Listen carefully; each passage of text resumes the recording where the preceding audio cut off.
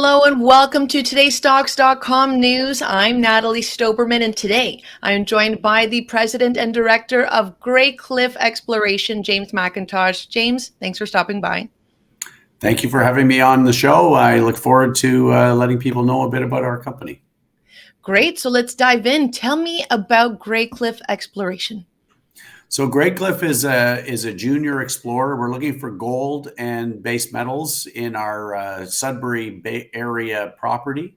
We went public in August of 2020, and since then we've probably thrown in over 10,000 meters of drilling with some field sampling and geophysics. We're doing ground geophysics and further sampling this summer, and we're going to do more drilling as well. So we're pretty excited about Graycliff. Yes, it does sound exciting. And the Shakespeare Gold project in Sudbury on the Canadian Shield has been quite busy over the last little while. What are we seeing with that project as of right now?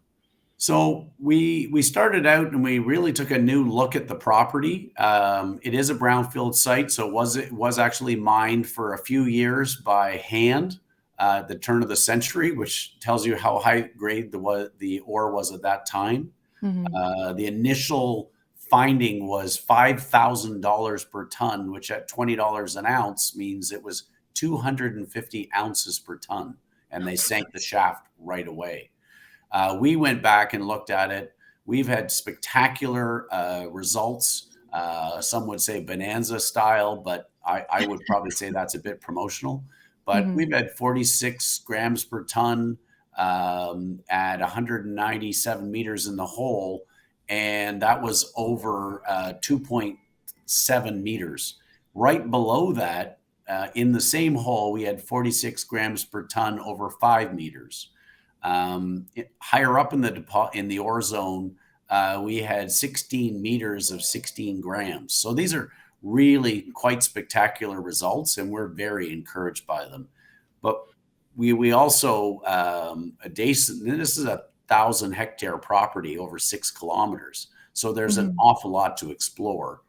The recent geophysics we did, Natalie, we should have those results very shortly, and I believe we're going to have further targets for future drilling. Right. And like you said, some of the targets that have been recovered so far have been very fruitful in a way, with visible gold being recovered. How does the process work once you find VG and to be able to find further targets from there? Yeah, we announced, I think it was around the 7th, that in phase 4 of drilling, which we've completed about 2,500 meters so far, maybe 28 by now, we're looking to do about 5,000 meters there. We have had, in our first 7,000 meters, 10% of that was VG. So we had VG in the core. In the phase 4, the first 2,600, we have actually had closer to 30% of the material has been VG, which is very high.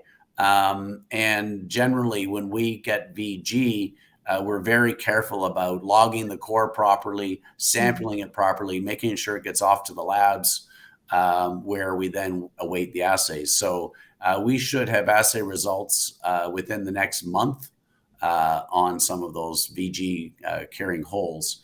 And obviously, we're going to continue drilling, and hopefully we'll find even more. That is the hope. But it's not every day that samples come back with visible gold. Is there something to be said for where the project is located on the Canadian Shield to be able to have that kind of recovery?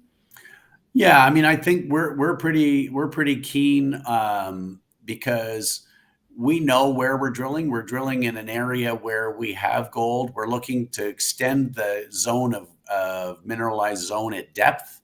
So every time we go down a little bit deeper, or we have a great drill hole that's a fill-in hole, we're obviously always anticipating further results. But to get the kind of numbers we're getting is quite awesome.